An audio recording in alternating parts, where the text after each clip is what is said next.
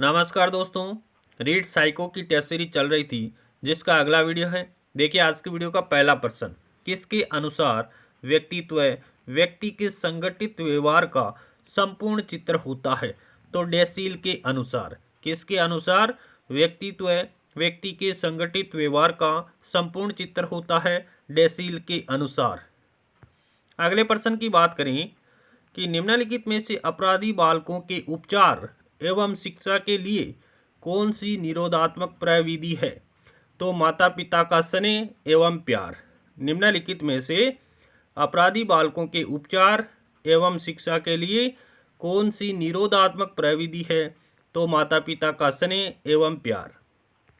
अगले प्रश्न की बात करते हैं कि निम्नलिखित में से कौन सी विशेषता वंचित बालक की नहीं है? कौन सी विशेषता वंचित बालक की नहीं है? तो आधारभूत और सार्वभौमिक अधिकार प्रदान करना, ये विशेषता वंचित बालक की नहीं है। बाकी देखिए, जीवन की आधारभूत आवश्यकताओं की अपर्याप्तता को झेलना, ये वंचित बालक की विशेषता है। भावी मनोशैक्षिक समस्याओं का संकट या खतरा, ये वंचित बालक की विशेषता है। उसकी स्वाभाविक दर से विकास के अवसर से वंचित रखना, ये विशेषता वंचित बालक की है। लेकिन आधारभूत और सार्वभौमिक अधिकार प्रदान करना, ये वंचित बालक की विशेषता नहीं है। अगले प्रश्न की बात कर लेते हैं कि मंदी मना बालकों की शिक्षा हेतु कौन सा उपागम उपयुक्त कहा जा सकता है? तो यह है व्यक्तिक अनुदेशन। मंदी मना बालकों की शिक्षा हेतु कौन सा उपागम उपयुक्त कहा जा सकता है? व्यक्तिक अनुदेशन। अगले प्रश्न की बात करें कि मानसिक मंदता का तात्पर्य क्या है? तो मानसिक मंदता का तात्पर्य है औसत से कम मानसिक योग्यता। मानसिक मंदता का तात्पर्य क्या है? औसत से कम मानसिक योग्यता। अगले प्रश्न की बात कर लेते हैं कि निम्न में से कौन सा कारक समस्या समाधान में बाधक हो सकता है? तो देखिए, रुचि समस्या समाधान में बाधक नहीं होती है, बुद्धि भी नहीं होती है, पूर्व अधिगम सार भी नहीं होता है, लेकिन मानसिक वृत्ति समस्या समाधान में बाधक हो सकती है। अगले प्रश्न की बात कर लेते हैं कि निम्नलिखित में से कौन सा मानसिक रूप से स्वस्थ व्यक्ति का लक्षण नहीं है? मानसिक रूप से स्वस्थ व्यक्ति का लक्षण नहीं है, तो संवेगात्मक अस्थिरता मानसिक रूप से स्वस्थ व्यक्ति का लक्षण नहीं है। बाकी देखिए, मानसिक रूप से स्वस्थ व्यक्ति के लक्षण प्रमुख कार्यों में संतोष, अतिशयता का अभाव और आत्मविश्वास होता है, जबकि मानसिक रूप से स्वस्थ व्यक्ति का लक्षण कौन सा नहीं है? संवेगात्मक अस्थिरता, ये मानसिक रूप से स्वस्थ व्यक्ति का लक्षण नहीं है।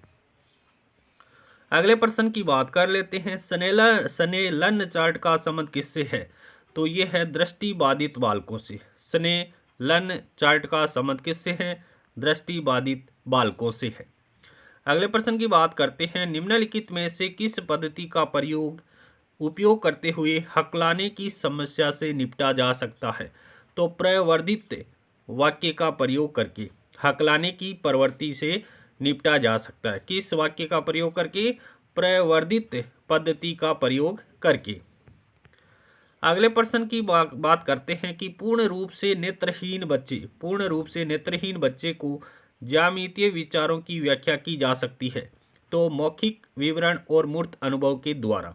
पूर्ण रूप से नेत्रहीन बच्चे को ज्यामितीय विचारों की व्याख्या की जा सकती है, तो मौखिक विवरण के द्वारा और मूर्त अनुभव के द्वारा की जा सकती है।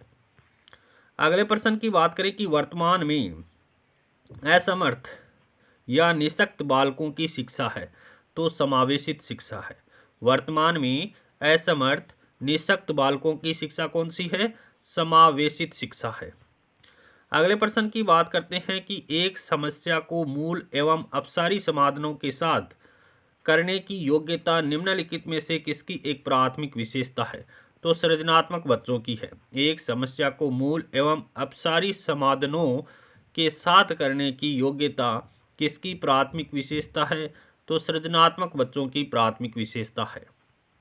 अगले प्रश्न की बात कर लेते हैं कि अधिगम अवस्थाओं के प्रतिपादक कौन है? अधिगम अवस्थाओं के प्रतिपादक कौन है? जेरोम ब्रूनर है। अधिगम अवस्थाओं के प्रतिपादक कौन है? जेरोम ब्रूनर है।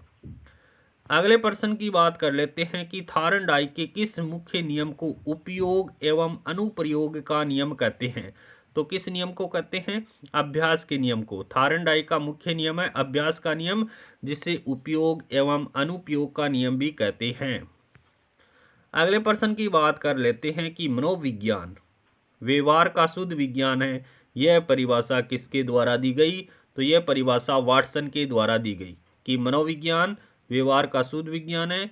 यह परिभाषा किसने दी? वाटसन के द्वारा दी गई है। अगला प्रश्न देखिए, एजुकेयर का अर्थ है, एजुकेयर का अर्थ होता है नेतृत्व देना। एजुकेयर का अर्थ क्या होता है?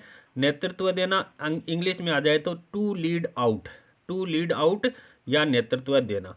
अब देखिए एजुकेयर और एजुकेयर का अर्थ है, देखिए दोनों सेम ही है, केवल ई का डिफरेंट है। ई एजुकेयर और एजुकेयर का अर्थ क्या है? दोनों का अर्थ अलग अलग है। देखिए एजुकेयर CARE आता है तो टू लीड आउट नेतृत्व देना, और अगर ERE आता है तो बाहर लाना। एजुकेयर का अर्थ क्या होता है? बाहर लाना, टू ब्रिंग अप हो जाएगा।